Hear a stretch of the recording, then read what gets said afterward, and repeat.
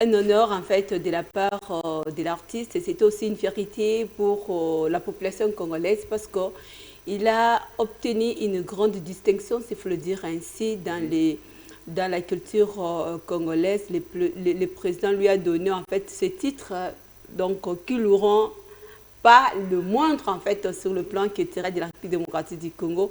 Aujourd'hui, c'est vraiment un chevalier d'or en fait dans le rang des léopards, c'est quelque chose à louer.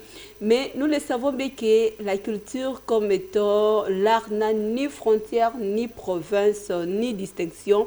Voilà pourquoi le président de la République a tenu déjà un message d'unité tout en rappelant que ce n'est pas seulement réservé à Fally Poupa, mais d'autres aussi qui seront à mesure de pouvoir bien s'organiser d'avoir vendre aussi, la culture à vendre aussi l'extérieur, la culture à l'extérieur, ça sera aussi exactement. Mélanie, excusez-moi de vous interrompre parce que on ne donne pas ces grands titres à tout le monde. Il faut Exactement. le mériter. Hein. Exactement. Il ne suffit pas d'avoir beaucoup de fans pour vous pousser à avoir ces titres. Non, non, c'est juste une question d'organisation, voilà. Question juste de professionnalisme, comme lui-même aussi, Fally Poupa l'avait beaucoup plus martelé, où il avait fait juste appel aussi à la jeunesse congolaise de pouvoir travailler, surtout avoir du sérieux dans le travail, ainsi de suite. Oui. Donc, ça a été juste un premier pas, surtout s'il faut parler au moins de la gestion du président de la République, en fait, dans ce qui concerne au moins les retours, s'il faut le dire ainsi, de la culture congolaise, où c'est déjà une robe que nous venons juste de revêtir de nouveau, mais cela va au-delà.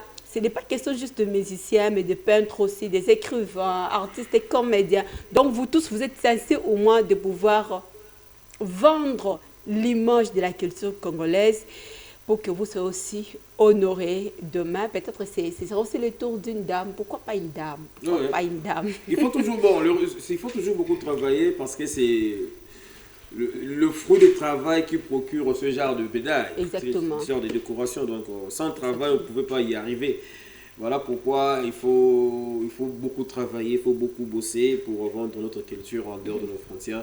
C'est très important. Madame Mélanie, il y a une autre Congolaise aussi qui a fait la fierté de la République démocratique. Exactement, je le disais tantôt, pourquoi pas une dame? Voilà. Alors là, nous sommes en face aussi d'une dame, en fait, de Madame Sila, qui a honoré aussi la République démocratique du Congo avec des spectacles sur le plan international. Dernièrement, il était à Paris, à l'avant-hier, il était juste en Belgique, où le mange en fait, de la culture congolaise est en train de retrouver sa place. Autrefois, on était avec vous, on se disait beaucoup plus.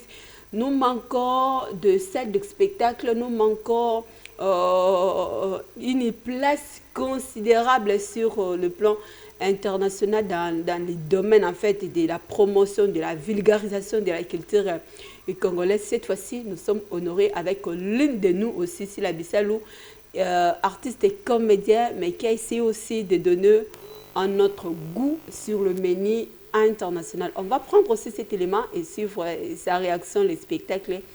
On va y revenir pour le détail. On regarde.